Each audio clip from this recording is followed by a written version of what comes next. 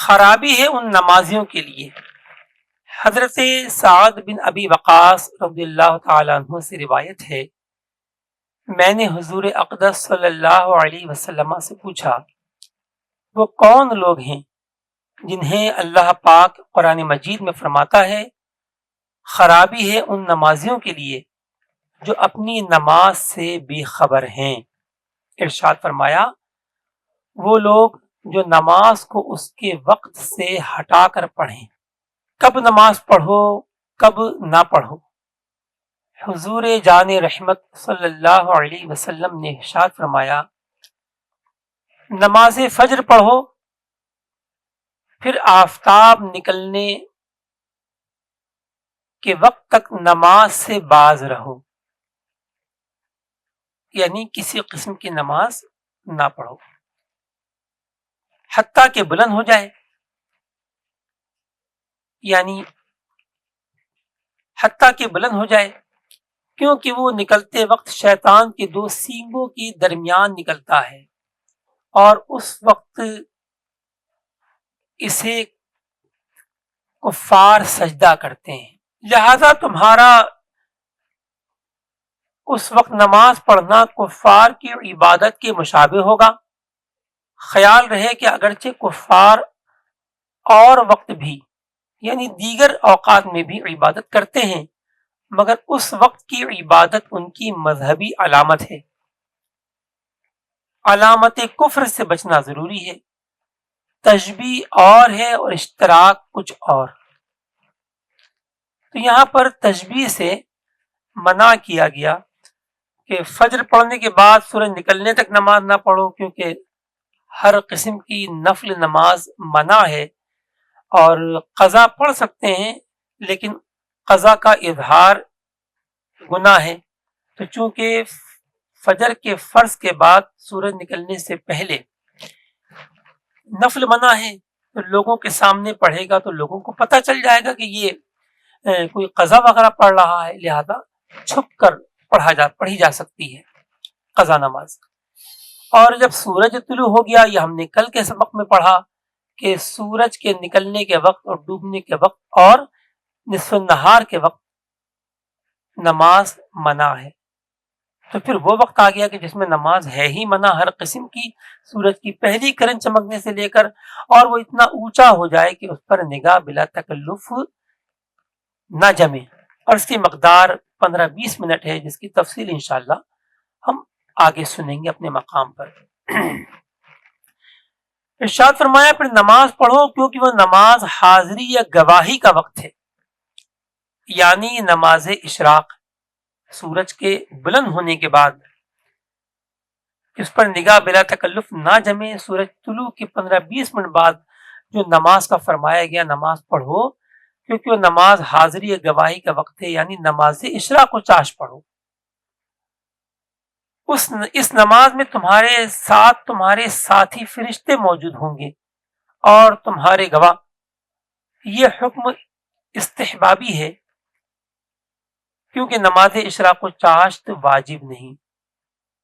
مستحب ہے کہ انسان اشراق و چاش پڑھے، کہ اس کی بڑی فضیلت احادیث مبارکہ میں وارد ہوئی۔ مزید ارشاد فرمایا، یہاں تک کہ نیزے کا سایہ کم ہو جائے۔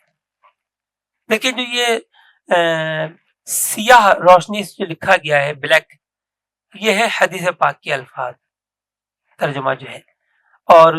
جو دوسرا کلر ہے یلو ٹائپ کا، یہ اس کی شرح ہے، ٹھیک۔ یہاں تک کہ نیزے کا سایہ کم ہو جائے،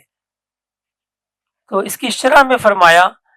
یعنی نیزے کا سایہ اس سے کم ہو جائے، یعنی جسے سایہ اصلی کہتے ہیں، جو نصف النہار کے وقت ہوتا ہے۔ یہاں نصف النہار کون سا مراد ہے؟ نصف النہار دو قسم کے ہیں پیارے محترم اسلامی بھائیوں، ایک ہے نصف النہار شرعی، جس کو ضحوہ کبریٰ کہتے ہیں، تو اس پر سایہ اصلی نہیں ہوتا۔ دوسرا ہے نصف النہار عرفی یا نصف النہار حقیقی، کہ جس پر سورج جو ہے وہ بیچ آسمان میں پہنچ جاتا ہے، دائرۂ نصف النہار پر پہنچتا ہے، تو اس وقت جو سایہ بنتا ہے اسے سائے اصلی کہتے ہیں۔ تو یہاں نصف النہار سے مراد نصف النہار عرفی ہے، اور ویسے بھی مطلق جب نصف النہار کی بات کی جاتی ہے تو اس سے مراد عرفی ہوتا ہے، شرعی یعنی ذہب کبریٰ نہیں ہوتا۔ ارشاد فرمایا پھر نماز سے باز رہو کیونکہ اس وقت دوزخ جھونکا جاتا ہے، بھڑکایا جاتا ہے، یعنی دوپہر کے وقت دوزخ میں ایندھن ڈالا جاتا ہے جس سے وہ بھڑک جاتا ہے۔ مزید ارشاد فرمایا آقا علیہ الصلوۃ والسلام نے پھر جب زوال کا سایہ آگے ہو جائے تو نماز پڑھو۔ شرح یہ امر اباحت کے لیے ہے، یعنی سورج ڈھل جانے پر نماز پڑھ سکتے ہو، یہ مطلب نہیں کہ سورج ڈھلتے ہی ظہر پڑھ لو، کہ ظہر کا وقت بھی کئی گھنٹے پر محیط ہوتا ہے عموماً، تو لہذا اس کے بعد ظہر پڑھی جا سکتی ہے، نوافل بھی پڑھے جا سکتے ہیں۔ گرمیوں میں ظہر ٹھنڈی کر کے پڑھنا مستحب ہے۔ اب گرمیوں سے کیا مراد ہے؟ تو سرکار اعلی حضرت رحمۃ اللہ تعالی علیہ فرماتے ہیں کہ ہمارے بلاد یعنی ہندوستان میں جو سورج کے جو برج ہیں 12، ان میں سے 3 برج کو فرمایا کہ یہ اشتداد گرما یعنی گرمیوں کی شدت کا وقت ہے، اور وہ ہیں جوزا، سرطان، اسد، یعنی 22 مئی سے لے کر اور 23-24 اگست تک، یہ سارے کے سارا زمانہ سخت گرمی کا ہے، اور اس میں ظہر ٹھنڈی کر کے پڑھنا یہ مستحب ہے، لازم اور واجب نہیں ہے، کیونکہ آج کل ہمارے پاک و ہند کے اندر اگر دیکھا جائے تو ظہر کی نماز 1 بجے سے 2 بجے کے درمیان عموماً پڑھ لی جاتی ہے، کہیں پر 1 بجے جماعت ہے، کہیں 1:15، کہیں 1:30، پونے 2، جبکہ اس وقت گرمیوں میں مستحب وقت عموماً نہیں آتا۔ تو اس کا مطلب ہے کہ سارا سال ہم ظہر کی نماز اپنی جلدی پڑھتے ہیں، جی ہاں، مستحب سے پہلے ہی پڑھتے ہیں، یعنی گرمیوں میں جس کو مستحب کہا گیا ٹھنڈی کر کے پڑھنے کا، ہم گرمیوں میں بھی جلدی پڑھ لیتے ہیں۔ سردیوں میں تو ہے ہی جلدی پڑھنا مستحب، وہ تو ہمارا عمل ہو جاتا ہے، لیکن یہ جو 3 ماہ جو فرمائے سرکار اعلی حضرت رحمۃ اللہ تعالی علیہ نے، سور، جوزا، سرطان اور اسد، یعنی 22 مئی سے 23-24 اگست تک، تو یہ جو 3 مہینے ہیں اس میں ظہر ٹھنڈی کر کے پڑھنا مستحب ہے، لیکن ہم ان 3 مہینوں میں بھی 9 مہینے کی طرح جلدی ہی پڑھ لیتے ہیں، یعنی مستحب وقت میں نہیں پڑھتے، تو یہ صرف مستحب ہے۔ اگر آتا ہے کہ مستحب وقت کیسے نکالا جائے گا، تو پیارے اور محترم اسلام بھائیو بہت آسان ہے، آپ ظہر کے